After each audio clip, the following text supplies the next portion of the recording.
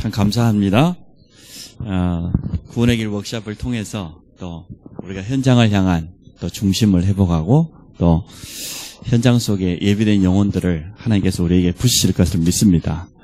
우리가 제자에 대해서 이 앞에 말씀을 나누었습니다. 제자가 필요합니다. 이란 제목 가지고 주일 말씀을 나누었는데요. 제자 중에 어떤 제자가 필요합니까? 많은 제자가 있어야 되겠습니다만은 현장 제자가 필요합니다. 모든 사람은 현장을 가지고 있기 때문에 그래서 이 자리에 있는 우리 모든 사람은 현장 살릴 제자로 하나님 부르심을 믿습니다. 이 사람을 축복해 봅시다. 당신은 현장 제자입니다. 누구에게나 현장이 주어져 있기 때문에 그 현장에서 그리스도의 제자로 쓰임받기 원합니다. 네 분이 워크숍을 하셨는데 제가 참 감동을 참 많이 받았습니다. 그림을 그리면서 이렇게 또 열매로 이렇게 표현하니까 참 우리 후대들에게는 굉장히 좋을 것 같아요. 나이 드신 분들이 이렇게 제가 제일 못하는 게 그림 아닙니까? 이런 거 하나씩 열매를 탁탁 붙여가면서 얼마나 쉬우더니 말이야. 뿌리가 잘못돼가지고 그 문제의 뿌리 속에 열매가 잘못 맺혔는데 뿌리를 바꿔버려야지. 그냥 도끼를 찍어가고 될 일이 아니고 뿌리가 그리스도인데. 그래서 내가 우리 현준이가 참 너무나 표현을 참 잘했다 싶어요. 우리 표건사에 정확하게 3분에 끝내버리죠. 하나도 빠뜨림 없이 너무나 정확한 복음을. 그래서 참 감사해요. 우리 민주는 참 확실하구만. 훈련을 받은 대로 응답받은 것 같습니다. 우리 딸은 말하지 않겠습니다. 자, 현장 제자가 필요한데요. 그래서 제자의 시작입니다.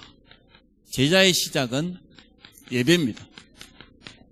예배 속에서 모든 답을 내는 그런 제자. 말씀 속에서 모든 답을 받고 응답받는 그런 제자. 이게 제자의 참 시작입니다. 예배로부터 참 제자로 회복되시기 바랍니다. 예배가 안 된 사람이 제자 되는 법 있던가요? 교회를 모르고 여기저기 떠돌이처럼 왔다 갔다 하는 사람이 제자 되는 사람이 있던가요? 절대 그런 법은 없습니다. 그래서 구원받은 사람이 분명하기 때문에 제자의 참 시작이 뭐냐? 예배입니다. 예배 속에서 하나님의 말씀으로 답을 얻고 힘을 얻으시기를 바랍니다. 제자의 눈입니다. 제자는 어떠한 눈을 가지고 있어야 되냐? 복음의 눈으로 모든 것을 봐야 될 줄 믿습니다. 그래야 현장에 있는 저 불신자들의 올바른 진단이 나올 것 아닙니까? 의사가 눈이 정확해야 돼요. 환자를 보는 정확하게 진단할 수 있는 능력이 있어야 돼요. 그래서 제자는 다른 눈이 아니고 복음의 눈으로 모든 것을 바라보고 정확한 진단을 찾아내는 것입니다. 제자가 가지고 있어야 될 힘이 있습니다. 어떤 힘이 있어야 되냐? 기도의 힘이 있어야 돼요. 기도의 힘이 없으면 현장 나가면 흔들려요. 여러분 예배를 잘 들었다 할지라도 저 현장에서 기도의 비밀을 좀 꺼주세요. 한 분이. 기도의 힘을 가지고 있지 않으면 흔들린다니까요. 근데 기도의 힘을 가지고 있으면 현장에서 확인되어져요. 뭐가? 말씀이. 현장에서 하나님이 문이 열려요. 현장에서 응답을 확인하게 돼 있어요. 그래서 제자가 가져야 될 최고의 힘은 기도 속에 있습니다. 오직 성령의 충만함을 회복하시기 바랍니다. 제자가 가지고 있어야 될 가슴은 다른 가슴이 아닙니다. 현장에 대한 가슴이 있어야 돼요. 영혼 사랑에 대한 그러한 가슴을 제자는 가지고 있어야 돼요. 그래서 주님이 부활하셔서 베드로에게 내가 나를 사랑하느냐? 내 어린 양을 먹이라. 그렇게 말씀하신 것입니다. 또 제자가 가지고 있어야 될 기본이 있는데 그건 뭐냐 그러면 한 손에는 믿음을, 한 손에는 실력을 꼭 가지고 있어야 돼요. 제자라고 하면서 믿음도 제대로 뿌리 안 내려 있고 실력도 제대로 안 갇혀 있으면 지속적으로 쓰임 받을 수가 없어요. 그래서 제자는 영성과 지성을 갖춰야 해요. 이게 진짜 제자입니다. 그래서 우리 집사람이 어제 바이올린을 켜는 어떤 아가씨를 한 명 저한테 보여주면서 이런 며느리가 있었으면 참 좋겠다 이러고 막 이러더라고요. 저보고 너무 마음에 드냐고 물어보더라고요. 내가 아니 왜? 이것도 필요 없고, 이거 33, 23도 필요 없고, 나는 이게 필요해. 오직 예수 그리스도. 복음으로 준비된 그러한 며느리가 나는 필요해. 다른 며느리 필요 없어. 그런데 가능하면 사실은 지성도가 쳐야 돼요. 그죠? 하나님이 주신 여러분의 달란트를 개발하고 또 자기 예모도 잘 가꾸세요. 복음에 기스나지 않도록. 복음이 참 복음 되어질 수 있도록. 그래서 제자는 많은 것이 있어야 되겠습니다만은 이걸 가져야 됩니다. 오늘 현장 제자라고 했는데요.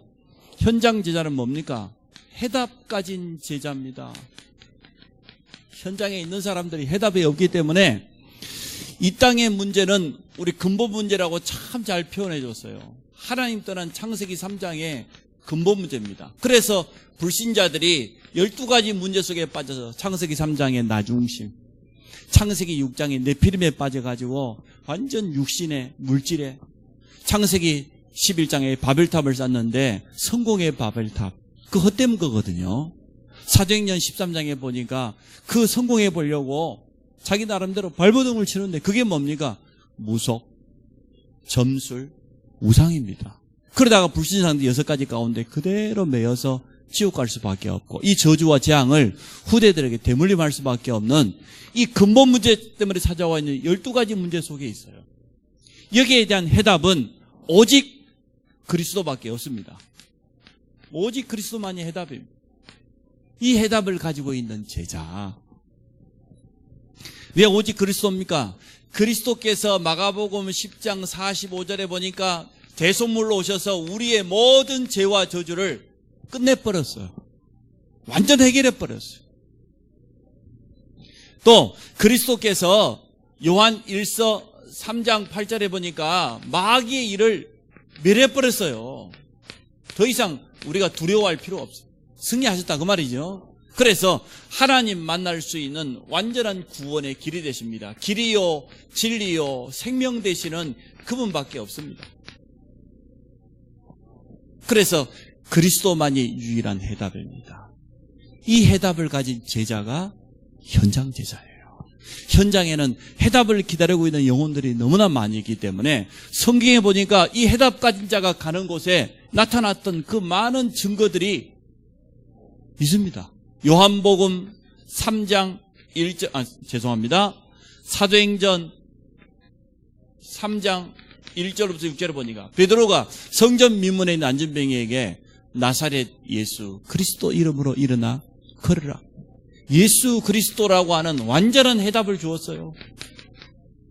사도행전 8장 26절로 40절에 보니까 단 한 번의 만남이었는데 빌립이 에디오피아 내시에게 해답을 주었어요. 저 아프리카에서부터 찾아와 갈급한 심령을 가지고 왔던 이 내시가 답을 얻지 못하고 지금 돌아가는 길에 얼마나 마음이 지금 찹찹하겠어요. 아니, 예루살렘에 가서 예루살렘 성전의 주인 되신 하나님을 만나려고 왔는데 그 수많은 제사장들이 단 한 명도 답을 안 줬다니까. 하루 종일 성경을 필사하는 서기관들, 말 그대로 서기관들은 성경을 그때는 한 권을 또 새롭게 써야지 한 권이 만들어지니까 인쇄술이 없었으니까 그게 서기관이 하는 일이에요. 일평생 성경 읽고 성경 기록하고 그 서기관 그 누구도 에디오피아 내시에게 답을 못 줬어요. 그런데 해답 가지고 있는 빌립은 간단하게 복음을 설명했어요. 이사야의 글에서부터 시작되어서 예수가 그리스도로 오셔야 되는 것, 그분이 고난받으시고 십자가에서 부활했다는 그 사실을 증거했을 때에 내시의 가슴이 막 뜨거워졌지요. 내가 세례를 받는데 무슨 꺼리낌이 있느냐? 내가 구원받는데 방해될 게 뭐가 있냐? 없다. 그 자리에서 세례를 받고 하나님의 자녀가 된 줄로 믿습니다. 사도행전 19장 8절로부터 20절에 보니까 에베소 지역에 우상이 가득 차 있고 마술하는 사람이 가득 차 있고 거짓이 가득 차 있는 그 저주받은 땅에 2년 동안의 해답을 증거했더니 아시아에 사는 자는 헬라인이나 유대인이나 다 주의 말씀을 듣더라. 우상이 무너지고 마술하는 자들이 회개하고 돌아오고 진리와 거짓이 드러나고 해답 가진 제자 되시기를 바랍니다. 현장에 다른 제자가 필요한 게 아니에요. 해답 가진 제자예요. 현장에 있는 불신자들은 교회 다닌 사람이 돈을 많이 가지고 있다고 해서 뭐 크게 감동되고 그렇지 않습니다.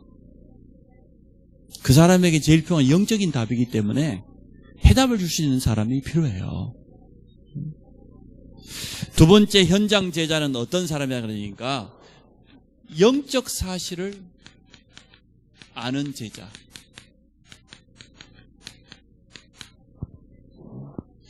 영적 사실 중에 사실이 뭡니까? 사단의 전략입니다. 사단은 처음부터요, 불신앙을 가지고 공격했어요. 뱀 속에 들어간 사단이요, 하와의 마음속에다가 불신앙을 심어서 이것을 먹는 날에는 네가 하나님처럼 될 수 있다. 사단이 가져다 주는 가장 무서운 말. 종교가 뭡니까? 마음 비우라는 거예요. 자신을 없애버리라는 거예요. 그리고 진짜 나를 찾으라는 거예요. 명상해가지고. 진짜 나가 이건데, 불신앙에 빠져 있는데, 사단은 이렇게 지금도 역사합니다. 불신앙을 심어서 하나님만 모르도록, 복음만 받지 못하도록, 생명만 얻지 못하도록 이렇게 방해하고 있습니다. 이게 사단의 전략 중에 전략입니다. 그래서 마귀를 갖다가 거짓의 압이, 속이는 자죠. 거짓말장이. 또 뭘 가져다 줍니까? 거짓 신. 정확히 말하면 신 아닙니다. 귀신입니다. 거짓 신, 거짓 성공. 이걸 가져다 주면서 영적인 축복만 싹 뺏어가요. 그것만 알지 못하도록. 이러한 영적인 사실을 아는 제자가 필요합니다. 현장 가서요, 영적인 눈으로 봐야 제대로 보는 것이지 껍데기 쳐다보고 뭐 감동되고 그럴 거 없어요. 정확하게 현장의 영적인 사실. 이번에 현민이하고 일본 한 3일 다녀왔습니다만은, 가자마자 우에노 공원을 갔는데 공원 안에가 일단 신사가 10몇 개 있더만요. 그러니까 신사마다 특징이 있어요. 건강을 비는 신사, 성공을 비는 신사, 질병을 치유하는 신사, 사업 성공하는 신사, 결혼 도와주는 신사. 신사마다 이렇게 해요. 목록이 있어요. 거기 가서 이제 시주하고 빌면 그 응답한다는 거예요.